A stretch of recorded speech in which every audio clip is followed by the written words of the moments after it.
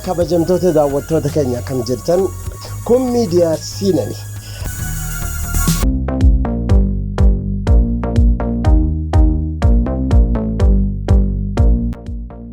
Oromoon ilmaan shan qaba. Isaanis ilma gudeedaa,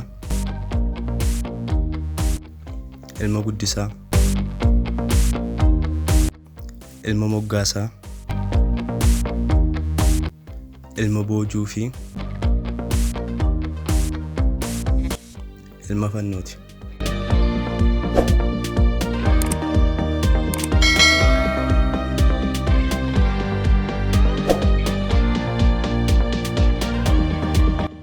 Jarreen kun kanneen walitti ida'amuun ilmaan Oromoo yeroo jedhaman seeraa fi dambii ittiin bulmaataa qabu.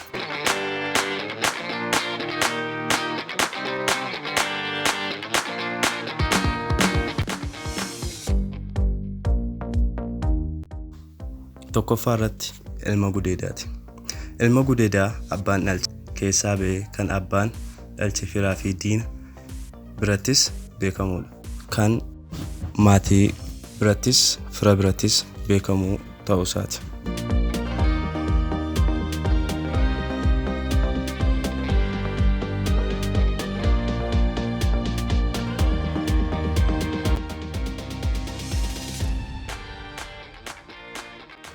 Lammaffaan ilma guddisaa yookiin guddifachaa isa jennudha.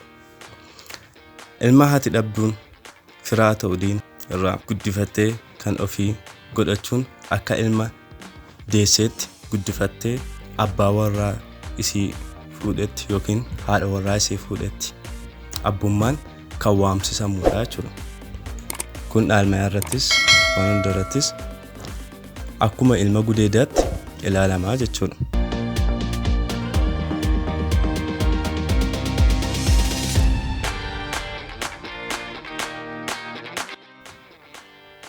Sadaffaan ilma moggaasaati. Ilma dhiigaan saba biraa irraa dhalate eenyummaa sabummaa keetii cufa dhaalchisuun rifeensa mataa irraa haaduun seerota sirna moggaasaa cufatti dhimma bahuun maqaa eenyummaa dhaalchiftee itti moggaastudha. Qomoo sabummaa keetii taasiftudha.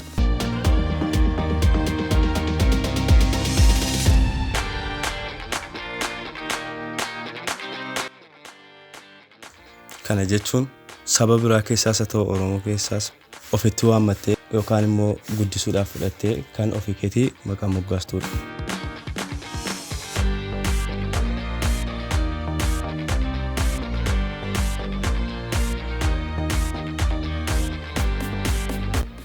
Afuraffaa irratti ilma boojuuti. Ilmi boojuu ilma namaa dirree lolaa yookiin waraanaa irratti booji'uun harka kennisiisuun qoqqoodama sabummaa isaatiin osoo hin taane namummaa isaa qofaan kabajaa namummaa kennitee fi seerota boojuu cufa dhimma ba'uun sirnaan ofitti madaksitee akka ilma keetti ulaagaa ilmaan namummaa hunda dhaalchisuun ilma kee godhachuudha.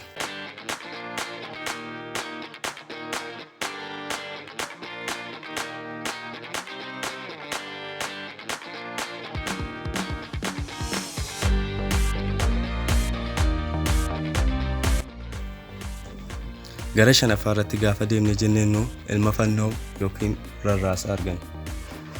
Ilmi fannoo yookiin rarraasaa ilma namaa diinni ajjeesuuf yookiin fannisuuf bira taa'u yookiin fannisaa jiru. Oromoon gara laafummaa fi kabaja ilma namaatiif qabuun diina fanniseen yookiin fannisuudhaaf jiruun wagaa bunaa killaansi qabe itillee si jalatti afadhu marga jiidhaa afaan si kaa'e na jalaa hin ajjeesin fannoorraa naa hiiki ninna moomsadhaa ilmoon godhadhaa nan ilmoonfadhaa ittiin jettee kadhattee fannoorraa kan hiiksistudha. Seera itti tumatee sirnaan ilma godha kanaadha. Ilmaan gudeedaa, ilma guddisaa, ilma moggaasaa, ilma boojuu fi ilma fannoo kun shanan seera ittiin Oromoon namoota saba biraas ta'e diinas firas oromoomsee itti waliin jiraatudha.